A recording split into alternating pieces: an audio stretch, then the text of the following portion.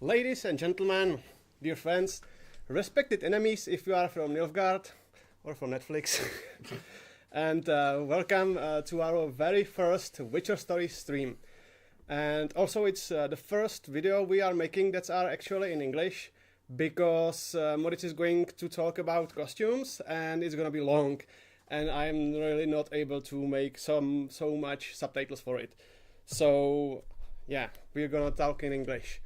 Who are we? We are the Witcher Stories. We make short videos concerning the Witcher. We are mainly focusing on the story as has been described in books, and the visual we derived mostly from the games, from The Witcher 1, 2, 3. Well, basically all the games that made CD Projekt Red. Also, today marks the 1 day from our 4-year anniversary. Yesterday we celebrated 4 years of The Witcher Stories. So our bunch of people making the videos for a really long time, and yeah, I thought that would be a good idea to make a stream about it. The first idea was that there will be most of our team, but since it's summer, anybody's somewhere. So I have Moritz here, who is gonna be talking about costumes. So thank you for having you. His name is Vojta Moritz Koutek. Moritz is his nickname, obviously. He's our costume manager, wardrobe supervisor, actor, stunts, props, co-manager. That's our official annotation. It's a lot, right? Yeah, because we are a fun, amateur fun film, so that means that like most of the people does like everything, and somebody switching. Like Philip is mainly cameraman, but he's also a video editor and like special effects manager and stuff. Oh, by the way, the reason we are call ourselves with our nicknames are because most of the team is consisting from Martins, Wojciechs, and Philip, and it would be very confusing to call ourselves names, so that's why mostly we use nicknames on set. But back to Moritz. Moritz is a reenactor, he's a LARPer, and kind of a cosplayer, maybe? Not sure if cosplayer, but, well, I'm trying to create some costumes, maybe with some, like, cosplay aspects, but mostly like living fantasy, which is a similarity with living history or reenacting. So mainly the main focus is the functionality, not the exact like visual match with the costumes from the game or from movies or whatever. Okay, that will be topic we're gonna talk about later, because I'm ready to talk about cosplay and LARP and stuff. Also, you worked as a in Barandov's movie studios as a costume manager, or how do you call it? No, not a manager. I worked in a costume department in Fundus, and I was on a storeroom with men's costumes, like a men's historical period. And in there were costumes from Renaissance till like 20s, 30s. In total, like over 60,000 of full costumes and thousands more accessories and stuff like that. And that was my responsibility. Nice. Okay, that's lots of costume. Yeah. Which means that you kind of know what you are doing when you are on set with us, because you were doing it like for a living, right? Yeah, for a while. And also I met many movie costume designers and people from wardrobe, from set. Mm-hmm. So sometimes I had some interesting conversations, and also I was there when they choose costumes for particularly movies, but they of course choose it like several months or year before the movie actually went to the theater, or before they even start shooting. So. Okay. So you were working in the studio, or have you been working on set as well? No, I wasn't on set. I was in the costume department, which is the part of Barandov Film Studios. Okay. So when you were filming with us, it was like first time when you were on set, if I'm getting it right. Well, like as a costume guy. Yeah, as a costume guy, I made some my own small projects before, but it was a really tiny amateur kind of thing. But I was like on set in Czech television few times, but it's a really long time ago. Blackadder is asking whether the whole stream would be in English. Yes, it will be. I was saying at the beginning, we want you guys to understand us, because there are a lot of viewers abroad, and if we would talk only in Czech, that would mean that Gvintiaci would understand us, but nobody else. So we choose to do it this way. Of course, it's not an easy way, because we are not like native English speakers. Yeah, we are not. So, but we will try to. Yeah, I was thinking about that this stream would be called Two Slavs Trying to Talk English, but then I realized that it would be a little bit confusing. So I think our viewers can figure it out. Jesus asked us, what did working at Barandov involve? Well, mainly in a storeroom, it was like to get costumes which returned from the set, control them if there is alright, and put them in a proper place, so the storeroom will stay in at least somehow organized form. And mostly I worked with the costume designers in the storeroom, so when they came in and wanted something for their movie, so I was there to advise them where something is, or sometimes a little bit consult what can they use, because my responsibility was mainly to know the storeroom, where everything is.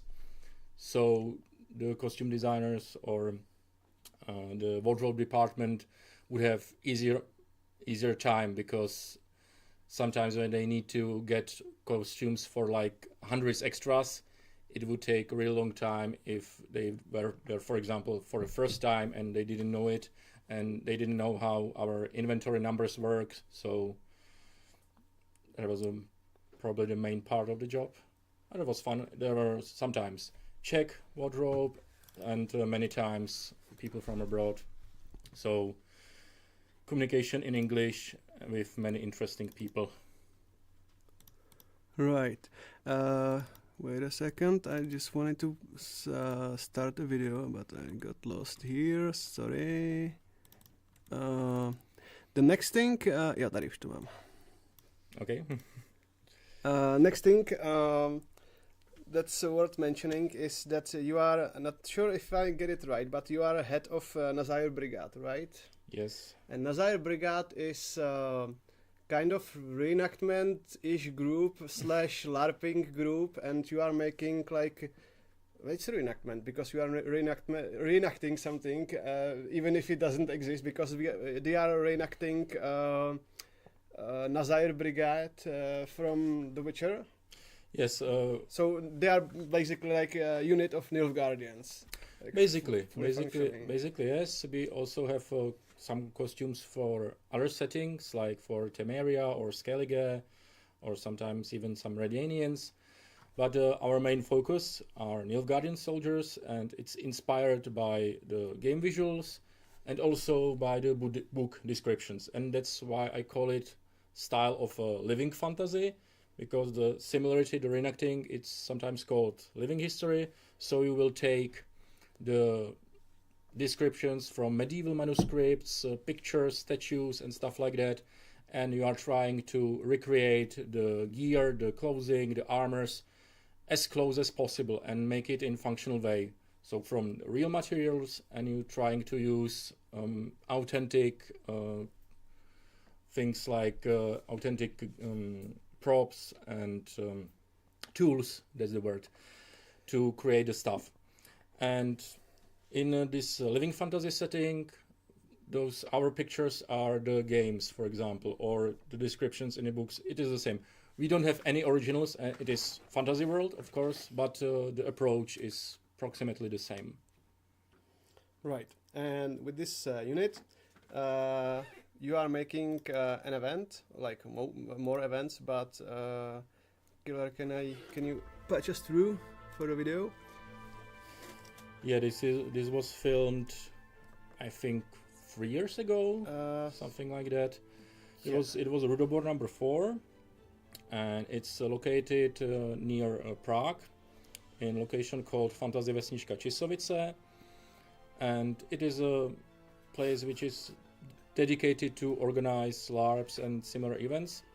So this our main event. It's a kind of a LARP which has some things of military simulator, some roleplay, and some contact combat.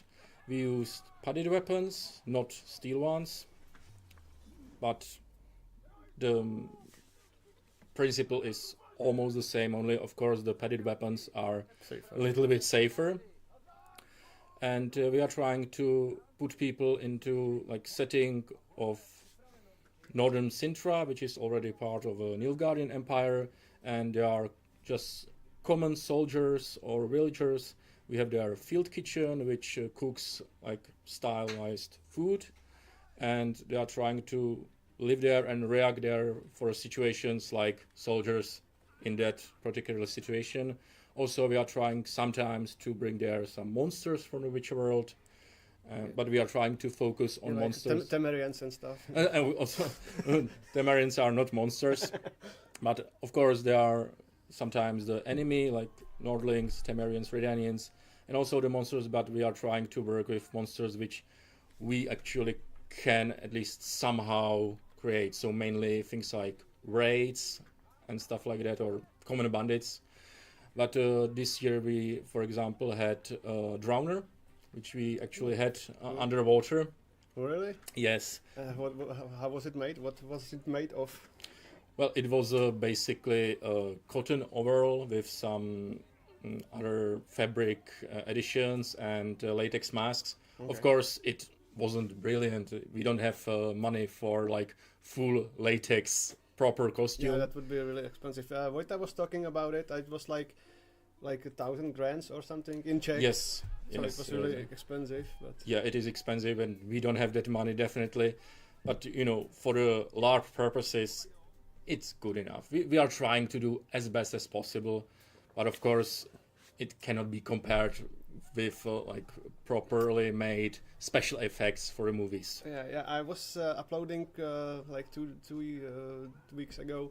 My friends used to LARP like 20 years ago, and 20 years ago the good LARP was like strings attached to trees, and guy who has black fabric on himself was like orc, and the one with the white was like a knight, and that was it. Yeah, things evolved a little bit. Yeah, I think the past 20 years evolved like rapidly, because definitely most of the time there are LARPs like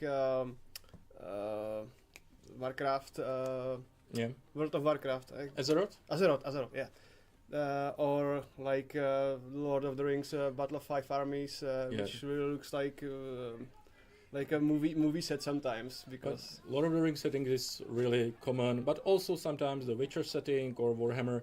But really important part of those LARPs, as it's shown here, are the costumes, which really involved, and that's actually why we are here, to talk about costumes.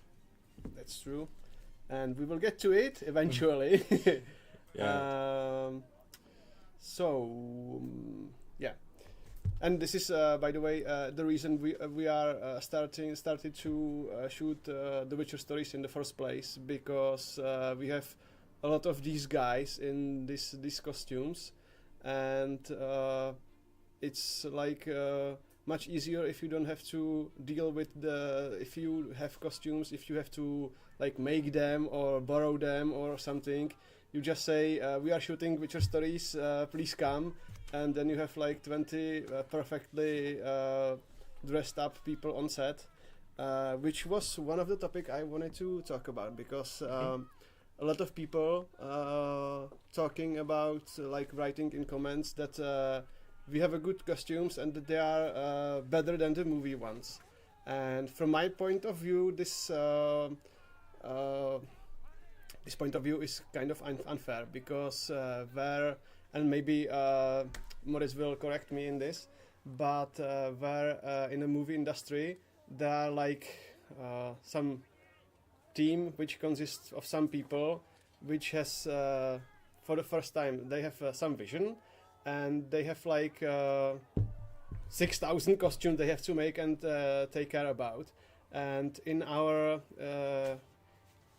sphere, every single person which is on set is his own costume manager, because they make the costumes. You can switch it off. They make costumes. They like upgrade them. They finding somebody who will make the costumes for them, and they have like infinite time to make it, and well, I would like to say infinite money, but yeah, I think they are like my costume. I cosplay Ezio Auditore da Firenze, and I put like I don't know if I can count it to dollars, but like 40,000 crowns cost me, divided by 20, but it's really a lot of money, and I don't think that movie industry can spend so much money on every single costume there. And guys in our branch can. Kind of. Well, really kind of.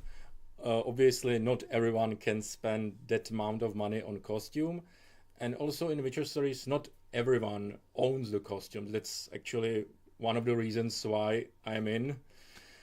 So we need to rent them costumes, but of course we don't want any money for that. But we need to borrow them costumes on the set. So but you made most of the costumes like in your free time, because you like to make them. Like if you would make it like for money, it would like cost really a lot of money, right? Like it would be really expensive. We wouldn't afford it. Yeah, you wouldn't.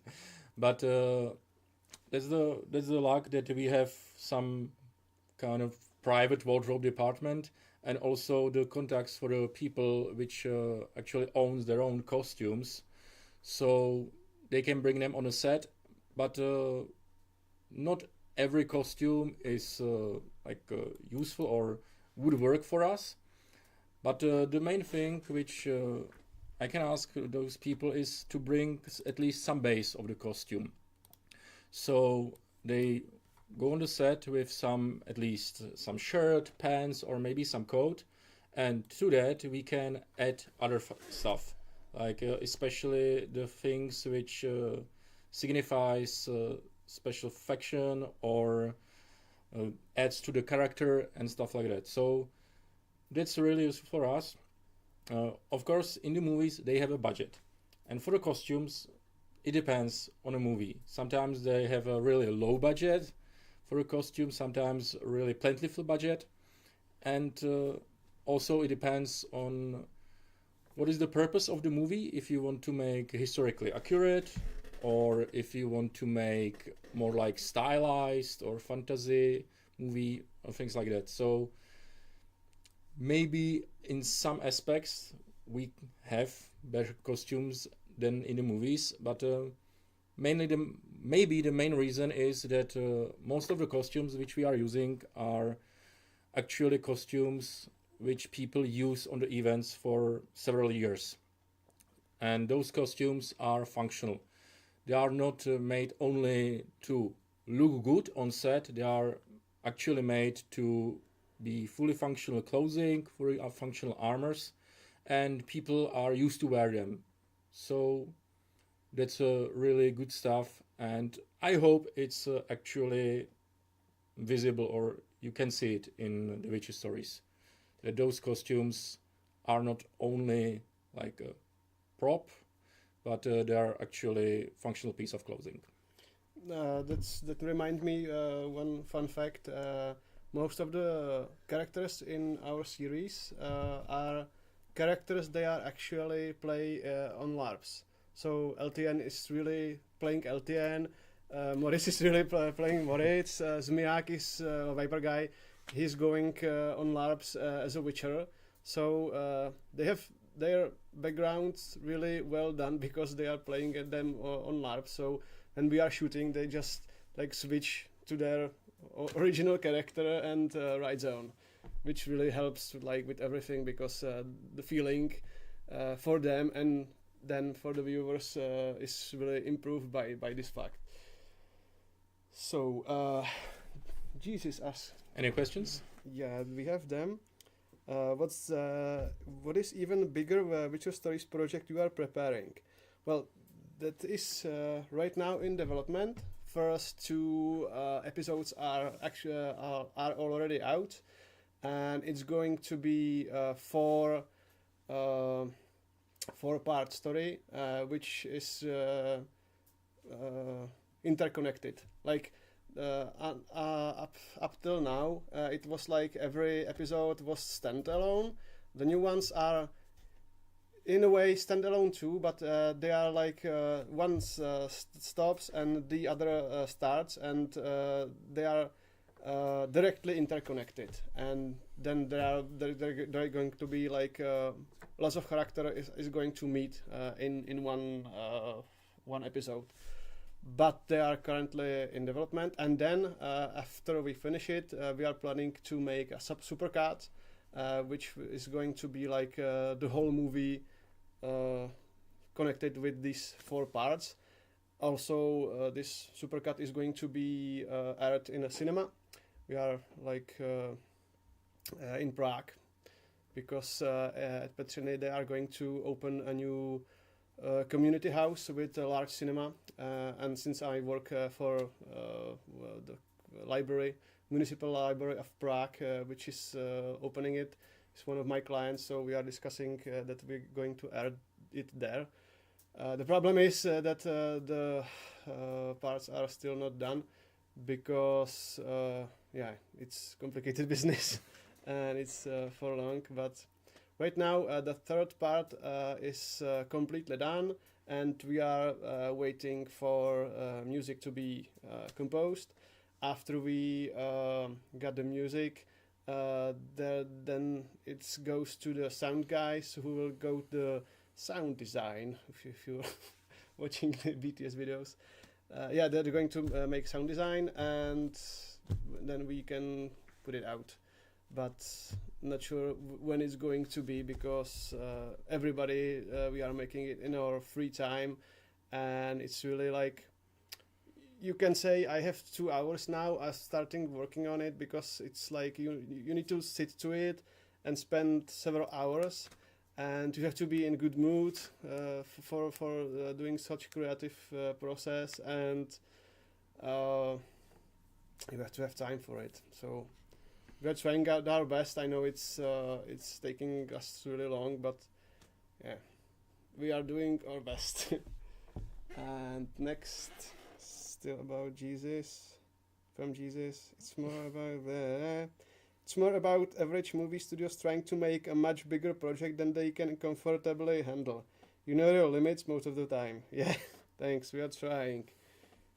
That's why we haven't started to make a full feature film, because lots of people are like in the way, yeah, we have actors, we have camera, let's make full feature film, and then they are trapped. So we wanted to start with like a small episode, specifically the first one. We can start it, maybe.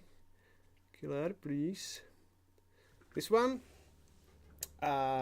we shot precisely 4 years ago. Most of the people, like everybody except from Viper Guy, doesn't play their roles, because all of them has their own character in the universe. Also, the script I stole from Killing Monster trailer for Witcher 3, so it's like almost the same. And we tried to. It was a test if we can work together, if it will be working, if it's gonna be good, if we're gonna like it. And we haven't finished it.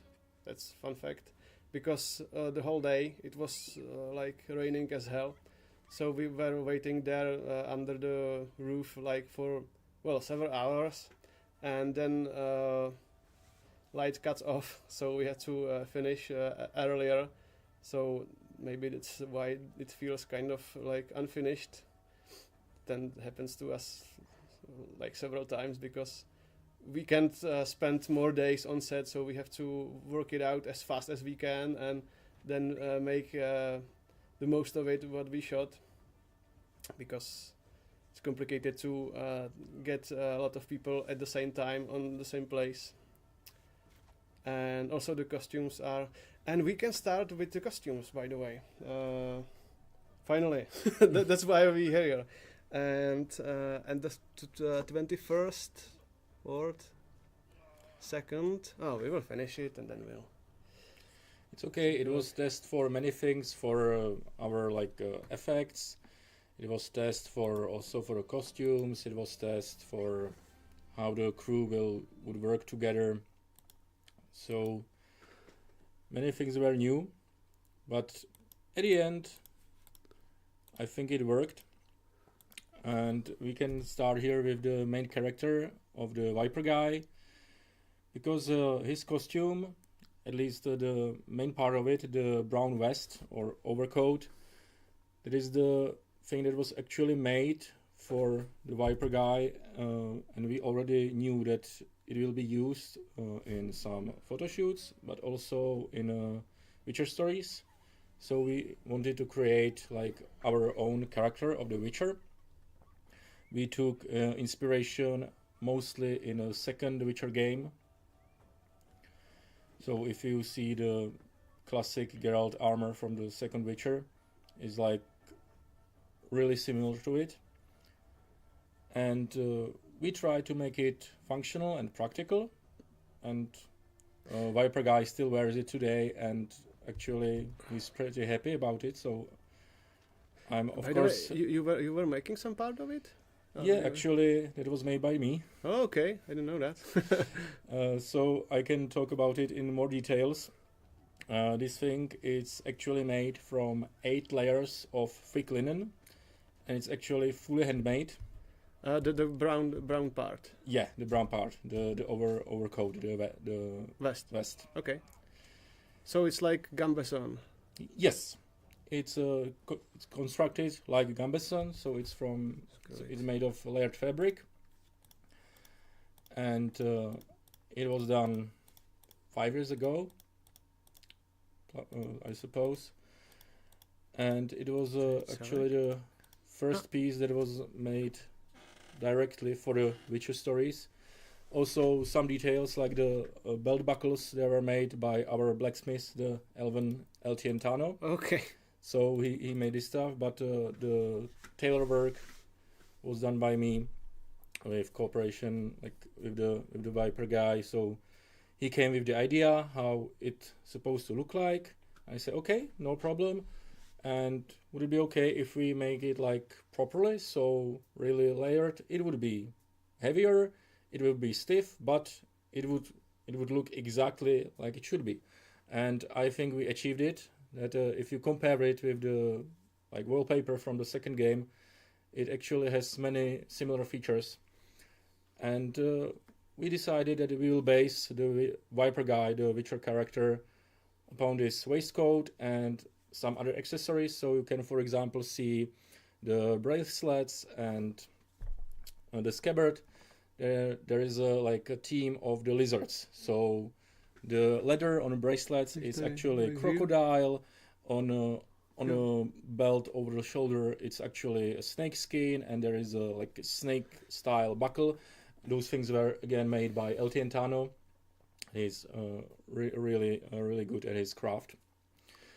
Not sure if you get that, but our blacksmith elf is actually blacksmith, and if you look at him, he's actually elf as well. So he was born as elf. I think it's the most elvish man I have ever met, and he's like really making armors for a living. Yeah. Up till today. So sorry. No, side note. yeah, it's all right. So it has this common theme, and as you can see through the Witcher stories, through the other parts, then the Viper guy involves. So we added some other pieces of armor, and also you can start to see some damage, and the waistcoat is getting worn and things like that. So those things create also the story behind the character. So the costume, it's not like one frozen thing. It's actually evolving with the character and with what he has been through. And I'm really glad that, and I hope it's visible and you can see it actually in the Witcher stories. The advantage of this vest which we made, it's because of the style of those belt buckles, and also because it's like overlap in the front. It's pretty universal size. So at the beginning, the Viper guy has it just over his basic gambenson, which is really thin, but it works. And now he has it over mail and other stuff. So, and I think we already also changed the gambeson for a thicker one, but the armor still works, and we can adjust it to this new character and to his involvement. And you have the chainmail is only on his hands, or it's also? It's full mail shirt. Oh, okay. It's enough to say mail, or it should be enough, because that's a real historical term. When you say mail armor, it's exactly this: the armor which is made from metal rings which are interlinked. One is linked with other four, and they are actually riveted together, so you can't open it up as easily. If you say chainmail, this thing became used as a term in modern movies and games somehow, and from that it involved that people are using terms like plate mail, which is completely wrong. So when you say mail armor, you mean exactly armor made from riveted metal rings. Mm-hmm. But it's a full shirt, so it is another layer of protection. It's the similar thing with armor and also with clothing. You put layers, and by that you create the complete visual and actually realistically looking visual. One of our viewers is asking, are there any frivolous funny stories in the plans, for example about Gwent? If you want to see something funny, try to look at our BTS, like behind the scenes videos, because there is the place I'm making fun of every single one of our crew members all the time. But I think we like to make our videos in this way, that they are like not funny. Serious. They are meant they are meant to be serious. Maybe in the future, because they are like in the Witcher universe, there are points where they are making fun. Mostly in the games, they are making fun of something. Well, we have one like fun episode, and it is with the raid, because that was made in a really short term. Yeah, it was made in when everything was closed. Yeah, during the quarantine, and there were like 2 or 3 people on the set every time, and some the raid was for example made on green screen. So Zmiak and the raid actually haven't met, because it was like a month apart from every shooting, and we were trying to like really work with the quarantine, not break it. So that is a fun episode of Witcher Stories, but otherwise they are actually quite serious. That episode with soldiers and LTN, which ends like it looks like they are trying to kill each other, and they are not. Yeah, okay. Of course, there is also fun aspect. Yeah. That's right. But the elves are actually in their camp. They need to eat, so it is a combination, and I think that's what created the story, and that's what we hope it's interesting for viewers. So, by the way, I think they are like I use also the word like lots of times, and it's kind of annoying for me. But sorry. There are lots of videos which are funny about like Viva la Dirt League are making funny Witcher studios. Evil Bender from Czech YouTube is making funny Witcher videos. So there are lots of people who are making funny Witcher videos. So I think that's saturated for YouTube, and we want to make them serious because that's how we like it. So that's that. The Witcher world, it's actually portrayed as pretty cruel world, and that's what actually, at least for me, it's interesting. It's really realistic and like naturalistic, you can say. So almost never some happy endings. So we wanted to take this atmosphere and also put it into the Witcher story videos. That was what I like about the Witcher universe in general, that it's different, that it's dark, and also most of the characters are not so important. They are the characters or people, elves, whatever, who are living in that world. And they are not some kind of chosen ones or OP somebody. And that's what I like it, because in the end, Geralt is just like a random Witcher there. He's like important. He's sometimes mental in the important events, but they are like a lot of more important people. Kings, Dijkstra, sorceresses, and he's just the guy who's in the middle of it. Yeah. From my point of view. But let's... It is things like that, and also that's the similarity with the Witcher stories, that most of the characters that we have are not any superheroes. They are just commoners which are living in that world and trying to survive, trying to be with their loved ones or to obey orders. And around that, the stories just happens. We talked about elves a little bit, so maybe we can show the elves.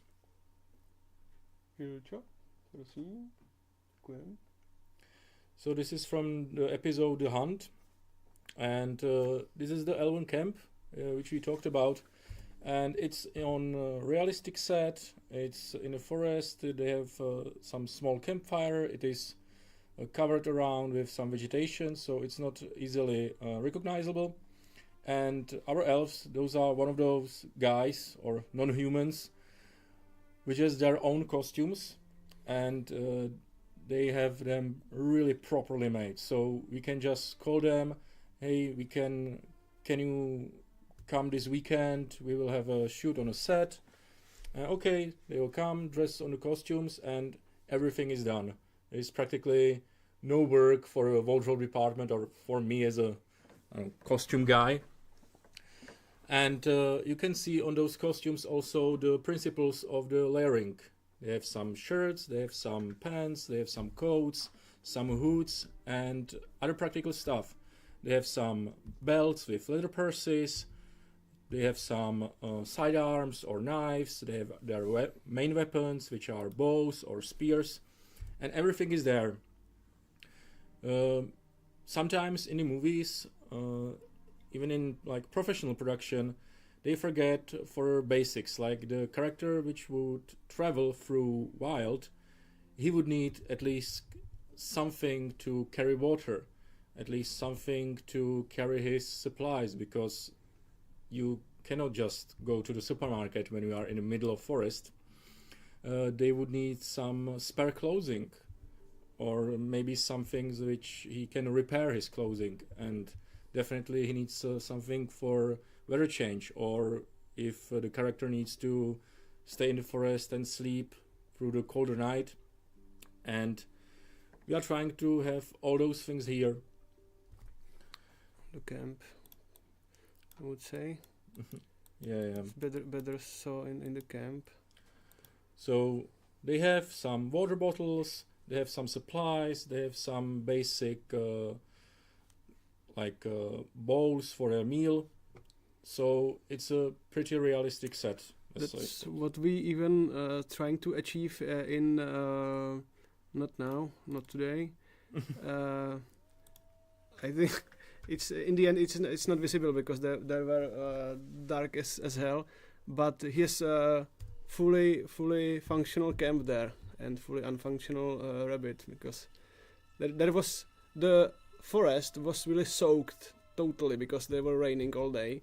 And I have I had the lamp oil in my hand, and every cut I have to pour the lamp oil there, so we can get at least some for few seconds of fire there.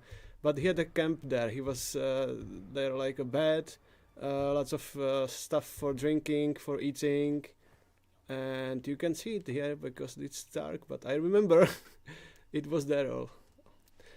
These are the small things that if he was just sitting there, you would consider that there is something missing. But you can see there are a lot of small things there which really should be there, and I think that makes the feeling better, and that's what we are trying to achieve in every episode. Because if you have a camp, we are trying to have everything there, as well as the tábor. In this episode, there is a camp of elves, and you can see that there is everything as well. Yeah, there is like a fireplace. Guys have something to have fun with.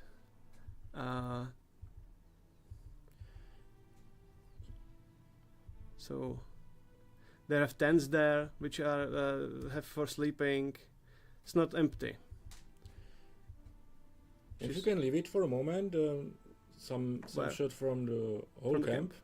I'm trying to find or the elven characters. Of course, they are inspired by game visual, but those guys or elves, they are from the Maina Commando, which is a project similar like to Nazar Brigade, but they are portraying the elves and Skoyatel or Rahid Brigade. And so they also created a little bit their own thing, but the main feature which was on their mind was to create the costumes functional, so they can actually go to the forest, make their camp, and stay there for some time. So, and in the Witcher stories, when you see these characters, you can immediately say, okay, those are elves. And that's because of the several aspects, and it's of the colors which they use, which are really natural ones. So many shades of green, brown, ochre, sometimes black, but mostly many shades of green and brown. So they really blend into the forest environment. And also the silhouette. Of course, the pointy ears, but a really typical thing which was seen in games was this elven cap. So, and the head is thing that you are mostly looking at, the head and shoulders. That's the part of the body which you naturally tend to look. And so if you have there some typical costume parts, that defines the character. So the elven caps, their coats, and you can immediately say, yes, those are elves. You won't mistake it with any humans. And that's our blacksmith, LT and Tano, on the tree. So the silhouette of the elves is really significant. And in contrast, we will have also their video, and you have for example, Temerian soldiers, and you will immediately see the contrast. The soldiers have different silhouette and also the different colors. They use mainly the heraldic colors of their realm or their nobleman. So when you have Temerians in some episodes, you can see that they have mainly the white and blue. They are handsome and awesome. Yeah. And also the red pants, which was put by the games. And you look on the first, second, and the third game, the Temerians somehow, most of them have red pants. So we kept this to also our visual. But then we created our own addition to this. So for example, those Temerians, which is like regular army unit, they are wearing tabards, which are blue and white, and it really signifies them as soldiers.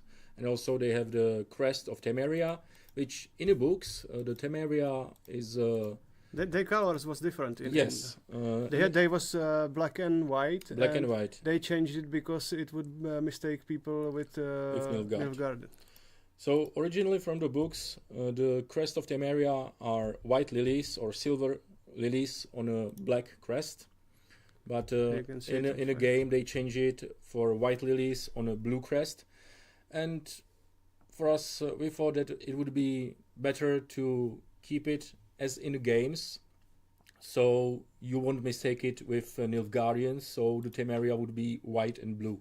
And so guys here have their mostly red pants, white and blue tabard, which is that thing like the vest over the armor. And they also have the crest of Temeria, but for example those guys have the like a book inspired crest, the white lilies on a black color. And those guys are from another group which portrays Gorswellen, which is the like third largest city in Temeria, I suppose. It's the largest port of Temeria. So thanks to that, we also has ability to call these guys and say, hey, we need Temerians for this set, can you come in? And those guys will come with their own equipment, which mainly they created is for LARPs. They're also participating on Rudobor and other LARPs. Yeah, when they are sleeping and trying to be at ease, we come to their place and annoy them. And also they have somebody to play with, because otherwise they have to start mutiny or something, so they can fight somebody. Exactly. So. But you can definitely... But also hi Frolda, nice to have you here. Yeah.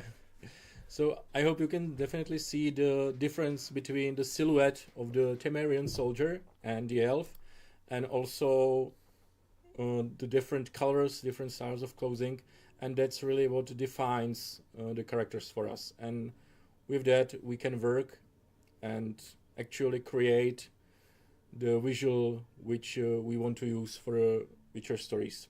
And also the important feature with the soldiers in the Witcher stories, they wear helmets. that was one of my notes here, which I haven't used, because there was like, where is it? Do soldiers wear helmets? And will anybody who hasn't seen the movie might will get this joke? But seriously, helmets in movies, there are lots of guys who haven't wear them, and some people tend to think that's normal, but it's not. And why is that? Well, in a movie, if you have the actor, famous actor, and you paid him thousands of dollars, you don't want to hide his face. That's what you are paying for. That it's his acting, and if you cover it with helmet, then you create a slight problem. We don't have the problem. We don't have any actual famous actors in the Witcher stories yet. So that's one of the reasons. You want to see the character, the actor, and his acting. And another reason is actually maybe that many people actually really don't know that soldiers in medieval period or in fantasy they should wear helmets, because it's really important to protect your head. But in the Witcher stories, we can do that. And we are doing it. And we are doing it. And the helmet is also really important part of the silhouette. If you see a guy in a helmet, you immediately can say, yeah, that is a soldier character. Even if he doesn't have any other armor. On the clothing and helmet, yeah, that's a soldier character. And also the different types of helmets help us create different silhouettes for different factions. For example, Temerians use mostly types of kettle heads and sallets. Redanians would use mainly bassinets and different styles of kettle head. And Nilfgaardians, they have their own specific helmet, which is kind of Italian sallet. It's inspired by that. But even on a silhouette, you would definitely see the difference. And when you add colors and other pieces of the costume, you can immediately tell the difference between Temerian, Redanian, or Nilfgaardian. it's about distinction as well, because for example, Captain Alatriste is one of the well-made movies, and everybody looks there as they should look, and I was confused the whole movie because I didn't know who's who, because everybody's wearing hats and have beards, and everybody looked completely the same. Yeah, but that was the history. Yeah, it was, but it doesn't work for a movie. So Exactly. in the movies, you want to have distinguished characters, because one will wear red, and the other would wear blue. Somebody will have a helmet, somebody is not. For example, recently I was playing Warhammer 40k Space Marine, and I don't think there is a reason for Space Marine not wearing his helmet in battle, but all the Space Marines look the same, which is not problem when you're playing the dashboard version, because there are many of them. But if you have cutscenes with characters, which has everybody has his own characteristic, you need to take down their helmets, so you know for the first sight who's talking to who. So this is why they taking down their helmets even in Warhammer 40k, even if it doesn't make any sense. But normally you wouldn't want to go to any kind of battle without a head protection, because it doesn't make any sense. And the helmet is one of the last part of the armor which is worn up until today, because every soldier in a battle nowadays wears helmets. Well, there were periods in history when soldiers actually didn't use helmets, but it was for a reason. For example, through the Napoleonic Wars, periods like that, soldiers didn't use helmets because you didn't expect them to go on contact. They wouldn't meet with contact weapons like with swords or sabers. Most of the fighting was done by shooting or long distance, and they didn't have a material or type of helmet which would stop the musket bullets. So there was no reason to use it. But during the First World War, the helmets came back mostly as a protection from shrapnels, because that became a really huge issue. The high velocity shrapnels caused really huge casualties. So actually the British put their tin hats, and from the beginning they were shocked, because at first the number of injured or the head injuries increased rapidly. So they thought, wow, the helmets actually increase the head injuries. But then someone had a little bit thought about it and said no, because before these soldiers were considered dead, but now they are only injured, so the helmets actually works. And then the Kevlar came in, so it is a material which can stop bullets in some particular forms. So it's again really useful to use helmets, and people do it. And same in medieval period or medieval inspired fantasy setting, the people would use helmets because they would go on a contact. So it's really good to use some head protection. Also from some other fantasy settings, for example, the Lord of the Rings movies, well, some characters actually wear helmets, but not when they are out of combat, but for example, Eomer, Theoden or Faramir, when he gets dressed up in his plate armor, they wear helmets. They go into the combat, so they put their helmets on. It's a small detail, but it's brilliant, and it actually works. Okay, let's take back to our characters. We had Colgrim, elves, Temerians, and now we have some lower thugs here, which are communicating with Colgrim in some inn, and right now they haven't been properly geared up, but they will in the next shot, I guess. Yay, nice logo. Thanks, Eric. And here we go. So they have helmets, you see, because it's safer there, because they were like lower ceiling. This was shot actually in a cave, which was like 4 stories underground. If you watch our BTS video. For this episode, we wanted some like common characters, like common bandits or brigands, something like that. So we asked those 2 guys. They are actually from the reenacting group. Which one? Rattenschwanz, Rattenschwanz, okay. Which portrays late 15th century Swiss soldiers. So you are from with those guys as well, right? Yes. I was with them for several years, but most of my reacting career I spent with my own group, the Praga Agilnika, which portrayed the same period, but the Czech soldiers, Prague citizens. So those common brigands, well, our huge advantage was that those guys actually have those costumes, but they are not costumes, they are clothing, and they are using them on their events for years. Like that paddy jacket on the left one, it's, I suppose, like over 15 years old. So 15 years of using, abuse, battles, drinking, everything. And of course, you can see it on that piece of costume. And that's one of the things that need to be considered. You can see it on the sleeve really well. If you create a costume and it's brand new, then it doesn't look realistically, because it's just too new, too nice. So you need to apply like breaking down the costume. Weathering. Yeah. My friend actually is working at the weathering department now. I think it's on Brando Studios as well. Mm-hmm. Or no, she's working on Wheel of Time recently. Yeah. And she was telling me that her job is to destroying other people's job, because they make costumes and then they send it to the weathering department.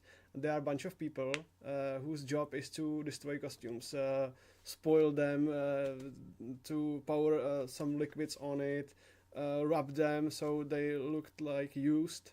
And there are lots of people who are making weathering so the armors look good. And this is 15 years in the making, and I don't think that anybody would make it as good, because this is natural completely. Well, this was done naturally, but it takes time. And if you had the paddy jacket new, you need to apply the weathering, you need to break down the costume, so you will achieve the similar result. Because if some brigand would have brand new paddy jacket, it wouldn't be believable. It would look strange. So that's our advantage, that those guys has those costumes nicely worn for several years. But if we made the new one for a character, you'd have to apply this thing. Questions? None. So that's stacks, weathering, and then we have the villagers, which are in Desire, and Desire is right here, and now we have our villagers here. Yeah, this was shot on a nice location of Řeporaskanzen in Prague. And for the villagers, you need to keep it simple, but clean.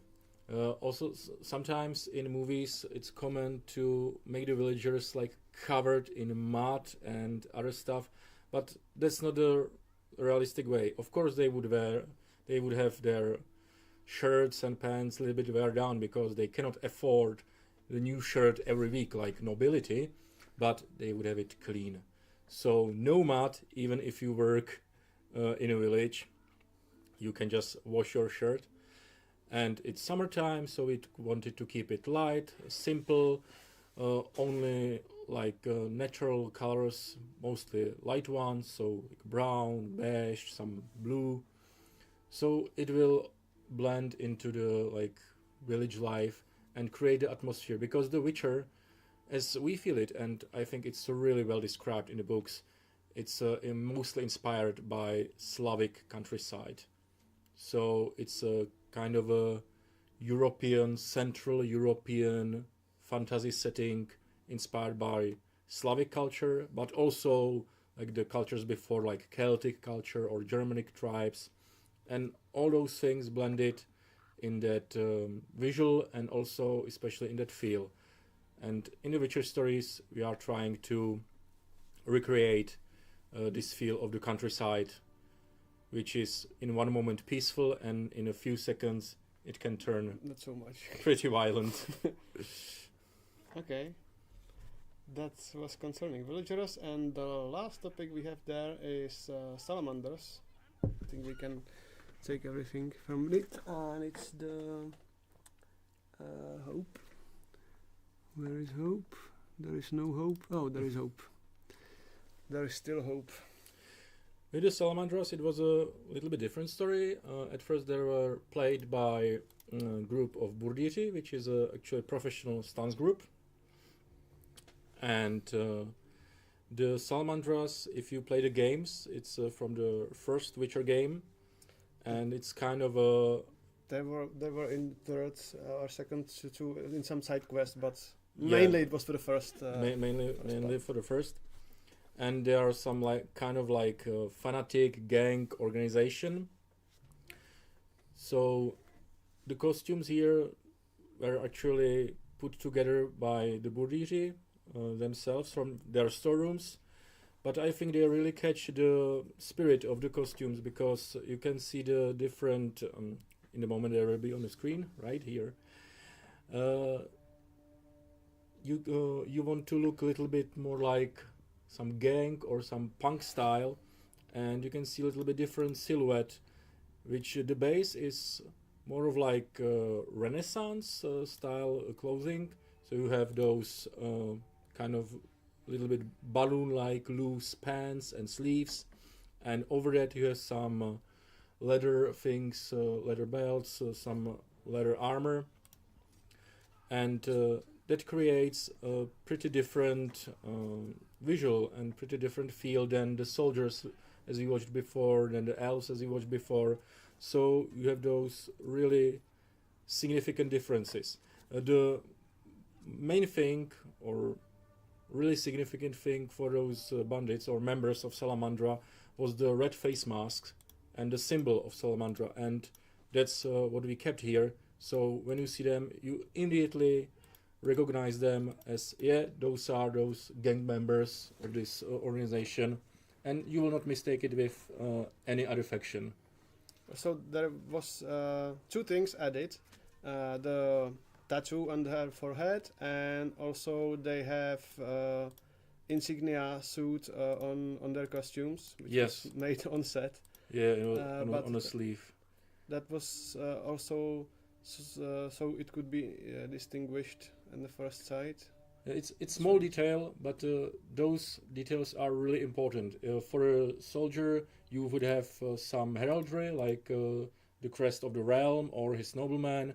For those bandits, they have a symbol of their gang organization, and again, significant silhouette. For the elves, it's overall their look, combining the functional, practical stuff with some elven elegance heritage. Here you can see the tattoo on his forehead. Not sure if there is that insignia, but I remember that. I think in some BTS you can see that. So you can see it only on BTS, brilliant. But it was there. So that was for the things and characters which are covered in periods or in parts that came out, but we would have more in some time, and we create other characters. We have Lenka, sorceress, which is her actual name, because we still don't have a name for her character. But we are planning to make episode for her too. We are working on episode with some mage, portrayed by Lishak, who is our screenplay writer. I'm not sure how it sounds. No. Which other characters are in development? Are there? The one of the new characters is our merchant, which plays in. He was in the last episode, 10th, and he will be in the next episode, I guess. Yeah, in next episode he'll gonna be as well. Well, in the episodes in development, we would have the characters like citizens, because till now we had only soldiers, scoia'tael, and villagers. So the citizen style, that would be really similar to villagers, but a little bit different, because the countryside. Richer. It's gonna be. I think it's gonna be richer. Yeah, definitely. Those and people. You will see the new faction of the new kingdom. So that would be in the newest episode, which is now in development. Yeah, be on the lookout on the next one, because that's gonna be, I think, our biggest episode yet in terms of people in front of camera. There was like Yes. 30 people maybe. Mm-hmm. It was really huge. We shot it on Malešov Castle, so we had like a really medieval setting, medieval interior, really large, and can wait until it's finally out. And there was quite a lot of work for a costume department, because we need to create actually more characters than we had people on the set. So we use the costumes to change it. So you don't see the details of their faces, and you change the costume, you change the base, you change the significant other parts like top hats, hoods, belts, and stuff like that. And for the movie purpose, by that you can create another character with the same person. We actually use that on Malešov, we also use that on Adamov.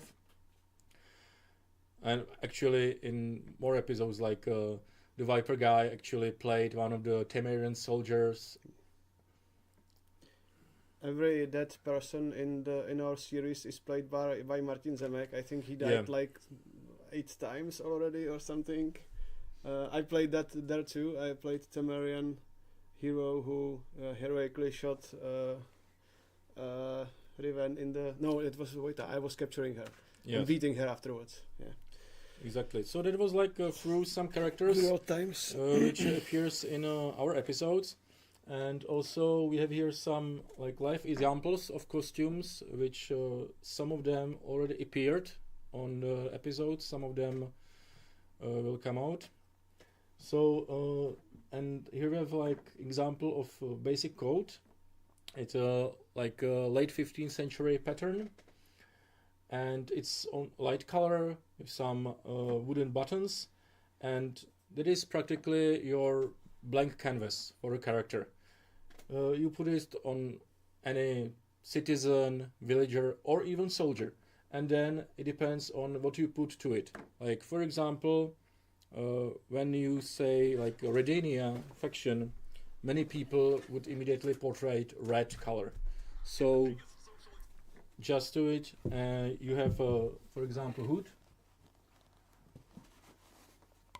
It is a classic late 15th century shape, like round shape, and you add to this coat and helmet, of course some belt and a weapon, and you can create the soldier, or you just add some civilian top hat, maybe felted hat, and you can create a Redanian citizen. You want a hat for it? No, I don't have it here. But you change. I have a hat if you want to. Like no. a figurine. Well, the figurine doesn't have any head, so. So but I can make it for you. Well, I don't need. Okay. But with the same coat, you can, for example, use different hood. So, different shape, like this rectangular, and also different color. This pattern, it's actually known as a fishbone.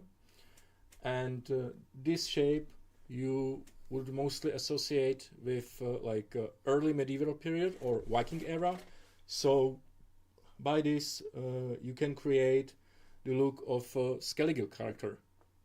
and it's a really small difference. Also, for Skellige, you would put some scarf to the waist like this, but you still can use the late 15th century code, at least for our purposes.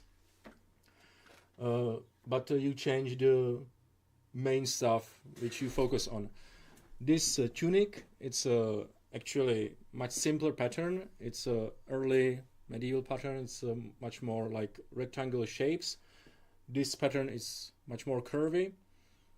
This is of course easier to make and faster, but then you can't use it for wealthier characters. It would look kind of too poor for a wealthy citizen, but for a villager or for a common Skellige soldier, it would be great. Yes? Froda is asking, this is the famous one from online Blavicon lecture?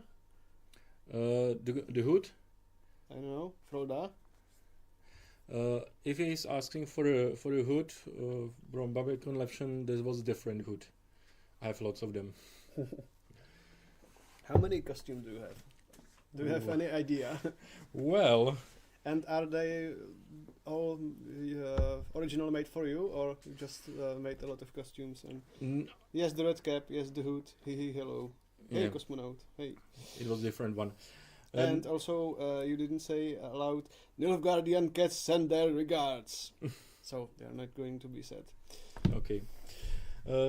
I didn't make all of the costumes in my wardrobe, but many of them, maybe most of them. Or sometimes I get some old costumes which I repaired and sometimes a little bit resewn to something newer. Like here also I have one more example of the cape. So different color, different shape, and again you'll create the different visual, different character. So with this you can play a lot, and that's the principle which we are trying to use in Witcher stories, because we have some basics. Sometimes we ask people to bring their own base, like coat or shirt or pants, and on that we add things which are typical for specific faction, for Redania, for Temeria, for elves. Well, elves mostly have their own costumes, they are specific fully, but for like human characters, you can play with that. Cats are happy. We are happy too that our cats are happy. Okay. Another example, this coat is a basic color, light color, basic late 15th century pattern, and here is a coat which is made practically the same pattern, but it's much more significant. I think most people who read books or play games will immediately associate this coat with Nilfgaard. It's because of this decoration of the sleeves, because of the base color. The pattern is practically the same, but the color and some like significant thing will do the completely different visual. I hope that makes sense. Okay. So, do we have anything else to show, or are we? That we showed as examples and to also portray our mentality, how we trying to create costumes and characters in Witcher stories, and if our spectators have any questions, we'd like to answer them. Sorry. Yeah. If they want to ask us. I think we said that the cats are sending regards, and we completed everything that chat wanted of us. So I guess that's it. That's how we make costumes or work with costumes. And yeah, thanks for watching. So write us down if you like it, if we should like continue in this. I think in next stream we are going to talk about another topic, not costumes but VFX or something else. That depends who will have time for me, and hope we're gonna see you next time. So thanks for watching, and also thank you for till next watching. time. Hope it was informative, and we tried our best to Talk English. talk about costumes and through the language barrier. Thank you very much, and see you next time. Bye. Bye.